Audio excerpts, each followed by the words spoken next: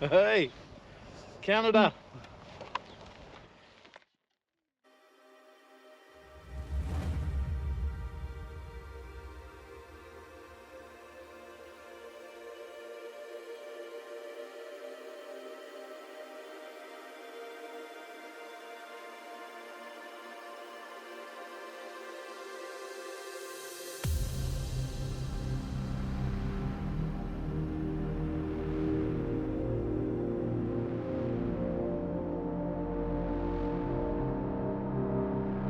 We were kind of having a hard time believing we were finally doing this trip. This was our 4th attempt. Last year we tried in June and then again in August, booking and then having to cancel each year, all because of COVID. But finally, in the spring of the 3rd year, Canada opened its borders to non-essential travel.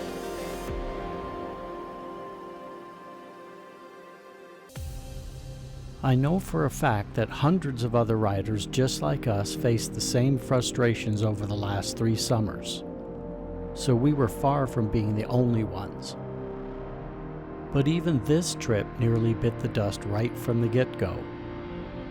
After nearly 4 hours on a bus from his home in Northern Ireland, Kevin arrived at Dublin Airport only to find that his flight to the US was cancelled due to staffing and pilot shortages. They told him they wouldn't be able to book him on another flight to the US for 4 days. That wasn't going to work.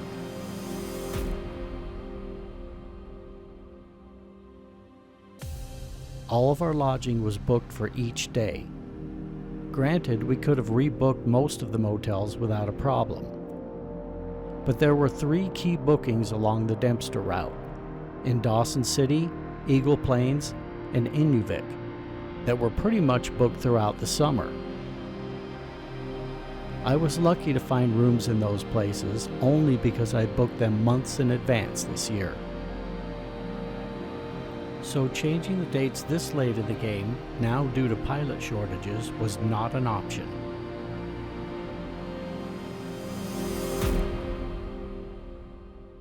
How's it going? After spending more than 24 hours at the Dublin airport, Kevin rebooked himself on a new flight and finally arrived in Denver. Jim, Cindy, and Hammer even drove out all the way from Tennessee to surprise Kevin and to see us off. But we lost a full day, our prep day. So Kevin and I were up until nearly 2 a.m. getting ready so we could hit the road at 8 a.m. the next morning. We've been harassing Terry. Oh, really? Yeah.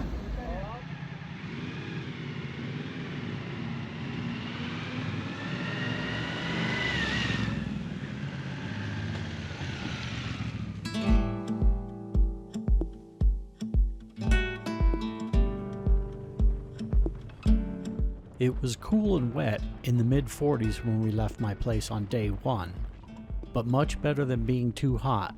I just can't stand those really hot days. We didn't get much more than 5 miles from my house when we started having connection issues with our Cardo intercoms. We had to pull over and mess with them for about 30 minutes, but we finally got them connected, then we were back on the road.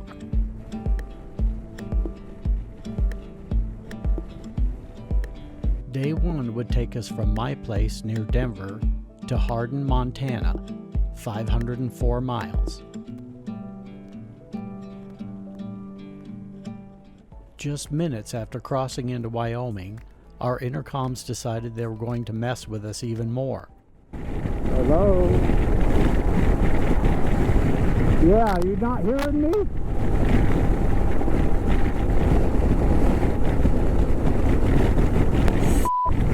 Kevin could hear me, but I couldn't hear him. It was a page right out of the Norway trip back in 2017. Intercom failed. We'll keep trying, it'll come on eventually. We had to resort to hand signals and flashing our lights to communicate back and forth throughout the whole day.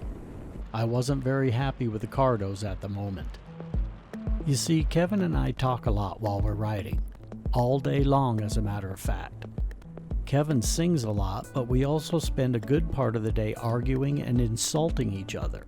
With me being able to hear Kevin, but Kevin not being able to hear me, it was going to be a miserable day for me because I wasn't going to be able to return fire.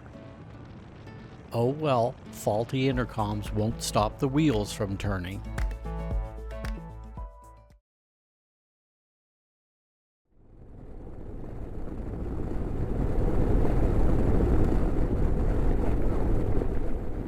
We were just a little apprehensive about crossing the border into Canada, with all the vaccination rules, plus having to fill out the new Arrive Can app within 72 hours of crossing the border.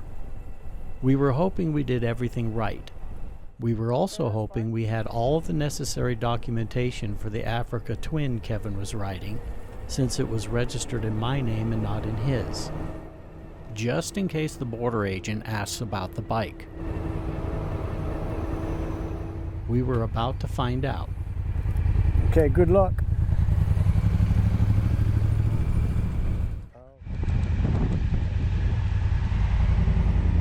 Hello.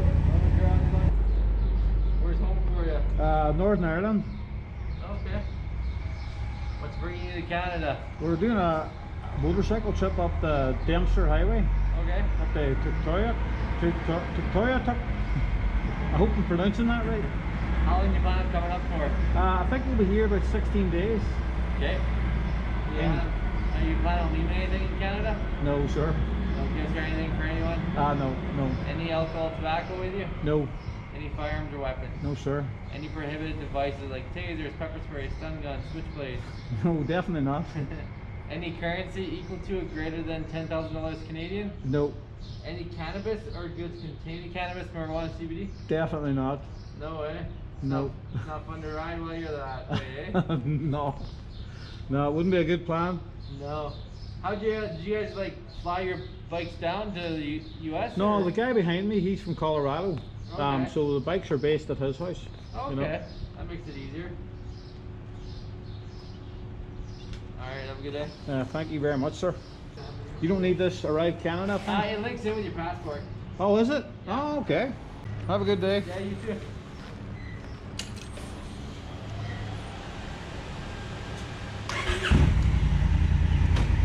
See ya.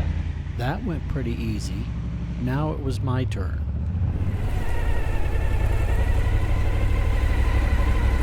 Hello. How are you? Good, yourself? Pretty good, thank you. Good, I'll take your passport there from you. Okay. So just coming up for a bike ride? Yes. Tuktoyaktuk. How long you coming up for? It should be about 16 days, I think, is how long we'll be here. Okay. Any prohibited devices like tasers, pepper spray, stun guns? I have bear spray. Just bear spray but not pepper spray? It's just bear spray. It's right here if you want to see Okay, it. no, it's the big bottle? It's about that tall. Alright. Alright, have a good day, sir. All right, thank you very much. Alright, see ya. We had no issues there, so we were back on the road. Hey, Canada. Our route today took us from Hardin, Montana to Lethbridge, Alberta, 450 miles.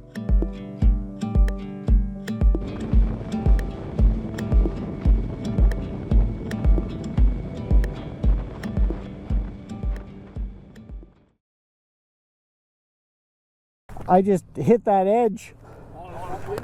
Yeah.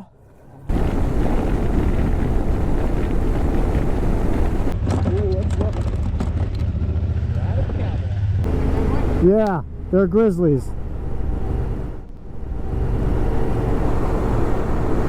Whoa.